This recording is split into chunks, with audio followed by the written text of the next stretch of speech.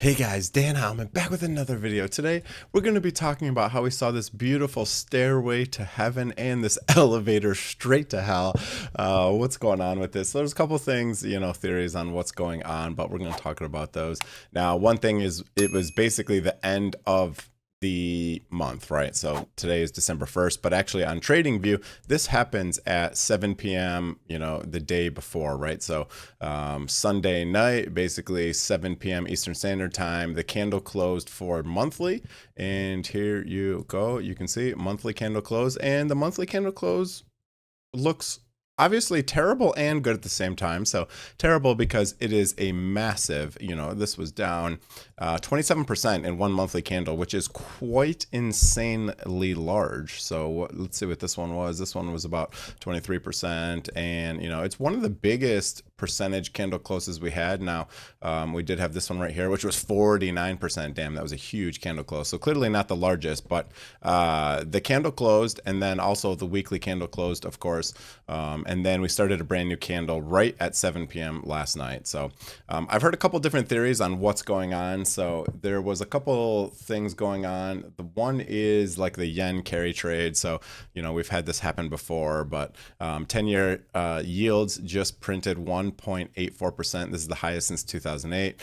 Bank of Japan finally letting the genie out of the bottle. 0% yield cap era officially dead and buried. Yen carry trade 2.0. So basically the Japanese yen went up, and what happens is people take low rate loans against the yen, and then they buy USD, and then they can just put it in like treasury bonds, gaining whatever 4 or 5%, and it's basically free money. You could also just invest the money, and when the rates go up, now they have to pay back these loans. So basically, they'll sell a lot of assets and they'll purchase back these loans to pay off their debt, because now the rates are higher and it's not going to be as useful to basically borrow these yen. So that's like a TLDR for the yen carry trade. Kind of interesting. Now, another thing that happened yesterday was MicroStrategy said, what if we start adding green dots? And there's a lot of speculation. I think the most likely is maybe he is buying back MicroStrategy. I've heard that as a theory.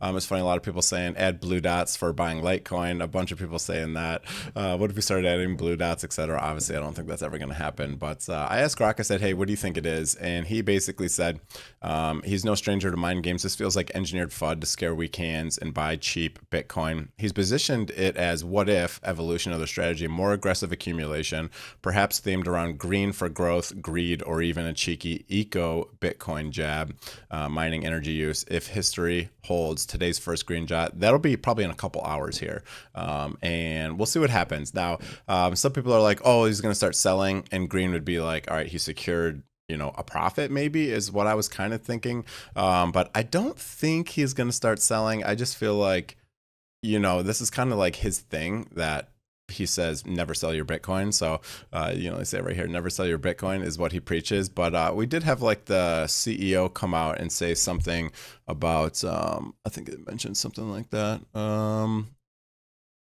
Yeah, anyways, the CEO said something about like, oh, we might have to sell. I don't want to misquote it, but it basically said we might have to sell if the price of Bitcoin goes down a lot and we're not making any invest, and people aren't investing in MicroStrategy. That could come a day when they would have to do that. But I don't know. We'll see. I think it's probably just either a large purchase, or it could definitely be purchasing back MicroStrategy shares. The price of MicroStrategy has been down obviously a lot. So if we go look at MicroStrategy, the price is just basically collapsed. So where is my MicroStrategy? Here it is, MSTR.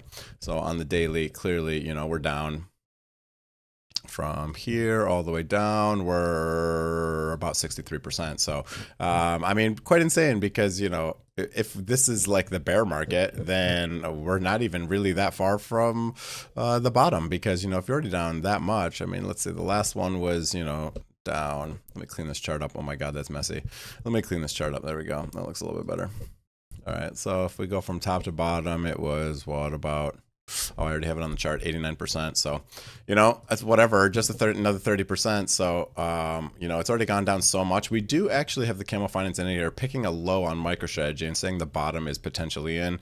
Now, pre-market, we do have even a larger sell-off from the close yesterday of about 4%. But a lot of the crypto stocks were doing very good on Friday, so that's good to see. Camel Finance indicator picking a lot of lows. I added some more bit farms. I think I added some IREN, and I think I added some Mara to my you know, short-term trading portfolio. I use Fidelity, but yeah, I did add some of those. And let's look at the futures. So daily futures. This did come down a little bit yesterday, but it was just kind of crazy because the sell-off was so insane on Bitcoin, and the futures were down just, you know, very slightly last night. So here's Sunday, right there, boom, like they're down whatever 0.5%. But then if you go look at Bitcoin, let's look on like the 1 hourly, for example, and you just see, look at how massive this sell-off is. Quite insane, right? It's 5% versus 0.5% for SPY, for the S&P 500. So it's quite insane. And, you know, it was exactly as the candle closed, right?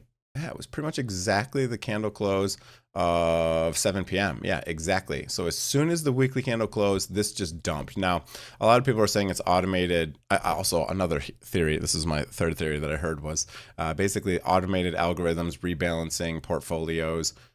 We do see a lot of this. Everything seems to be automated because when you see a dump in Bitcoin, it happens in Ethereum, it happens in Solana, it happens in DOT, it happens in Litecoin, it happens in Nero, and it's all done in real time, right? So if I go to like the 1 minute chart on something like Bitcoin, right? And if we go back here, and you can see this started at what time exactly? I mean, this started basically, where is it? 7 p.m. 7 p.m. 7 p.m. What is that? 1900? Right here. So you can see exactly at, this was started 1 minute after 7 p.m. Okay. And then if I go over here on Ethereum, you can see like the same. How did this happen? How did this happen, guys? Okay. Started right here. It started basically the same time. So if we go like over here, where's 7 p.m. last night, Sunday, keeps going back. Look at, oh yeah, we got to go way up here. And exactly the same thing happened right here. Exactly on the $1 mark. It has a big red candle there. So it's like they all started like exactly the same time. And I just feel like there's a bunch of automated trading algorithms that do this same thing. I mean, I'm sure here's Litecoin. I'm sure you can see the same thing. Sunday at, we got to zoom out because it's way back here, but you can see exactly the candle was, come on, where is it? What am I looking for? 1900. This one actually looks like it did a little bit early, but no, 1901, the first red candle, and then just a huge wave right after it. So it's like within seconds of each other, these start selling off instantaneously. So I don't know if it's like automated trading bots that see Bitcoin going down. So then it's like, all right, I need to sell because everything's going to come down a little bit. And, you know, that's kind of just my theory on what's going on. But it's kind of weird because you see them all dump at the same time. Litecoin has, I put the support line here. It did kind of wick below it, but we've wicked below it now twice. So you can see we've wicked below it right here. We wicked below it right here. And this is another wick below it. All 3 times this happened, we went back up. You can see right there. So we went back up all 3 times we did this. We'll see if it happens again. We are quite oversold here. If you look at the RSI, let me clean up this chart again. If you go to the RSI or, you know, even the money flow on the market site for B indicator, you can see we are very, very oversold. So, yeah, I think we'll get a, you know, we could see an initial sell-off today because if it is some auto deleveraging because it's December 1st, if it's in some sort of auto deleveraging that happened in the Asia time or even CME futures, you know, every time CME futures open, we see the sell-off. We could see a little bit more of that coming today because, you know, the markets are open again for the US. We've had actually like a long, you know, Thanksgiving weekend. That's why I haven't posted a lot of videos. So we could see this another little initial sell-off in the beginning of this session today. But I still think we're going to get a nice little bump back because, again, you know, we are having this massive pullback, and we've had basically no rally. This was the only relief rally that we could even call it. That was a 14% rally over this Thanksgiving weekend, which was pretty decent. But I think we'll still see a much larger rally. Now, if we could be in any of these areas. So if you go look at like the tariff tantrum in like the April area, we could be in this area right here. We could be in this area right here. Or, we could even be up in like this area where there isn't another low. So we could easily sweep the low that we've already have. We could easily sweep that. So we could see a push down into, the 79Ks again. That is totally possible. And there is some liquidity that is on the chart that I've marked here. So surprisingly, we didn't take this top liquidity is what I thought we were going to take. And there's a lot of liquidity here. And it was right before we hit it, which is quite interesting. There is liquidity here at 85, 100. There's liquidity at 83, 250-ish. And then there's liquidity here at 80,350. If you want to see that, all you do is just search liquidity heat map. And this is kind of like a good, I don't know why price is, attracted to these liquidity zones, but you can see every time it does really follow towards this liquidity. So if this is the 24-hour, I like using the 24-hour. You can also use like the 3-day, gives you a little bit, bigger price targets, but you can see on the right-hand side, most of the liquidations are up to the top level, right? So you can see there is some down in this area, but there's really not a lot. I mean, pretty much everyone has been liquidated at this point. If we go to like liquidation history, you can see we've been liquidating. Oh, that's not what I wanted. Yeah, it was. Okay. So you can see we've been just liquidating a crazy amount. This line right here of 18 billion on 1010 clearly basically dwarfs this entire chart. You can see it just doesn't even auto scale right if you look at this.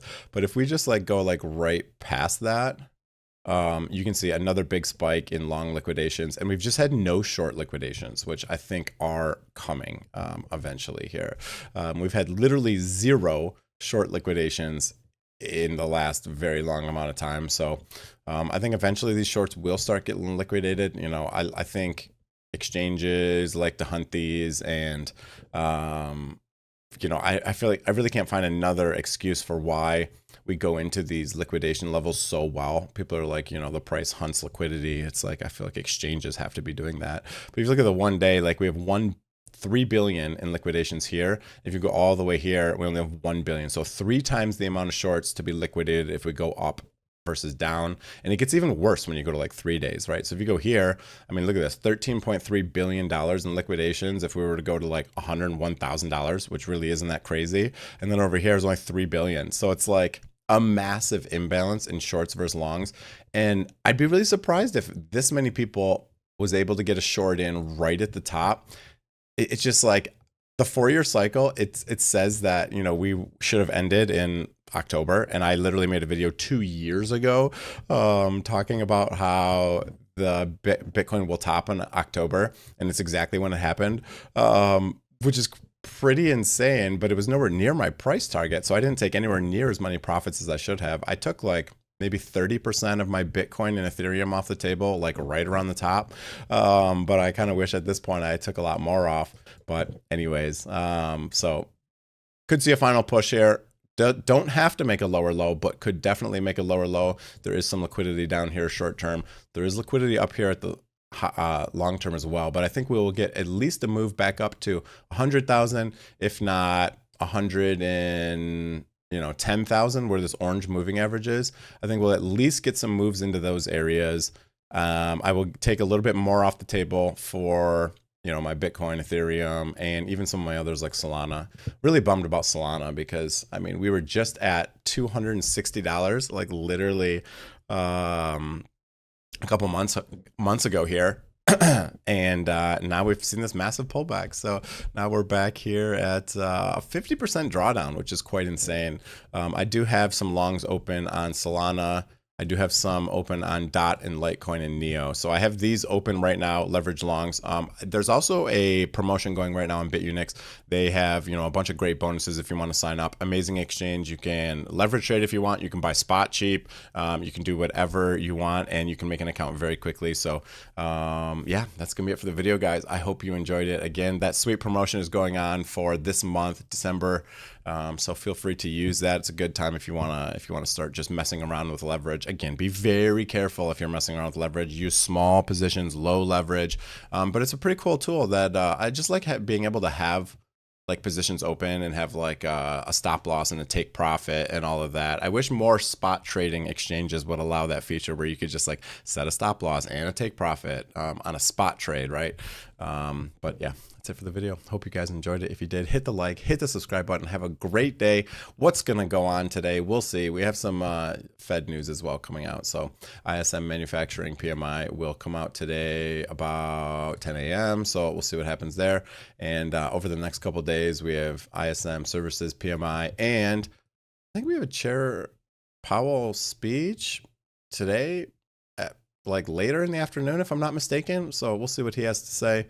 ZEC also taking some big dumps. It's funny, the pi cycle top indicator literally grabbed the exact top for ZEC. Kind of interesting.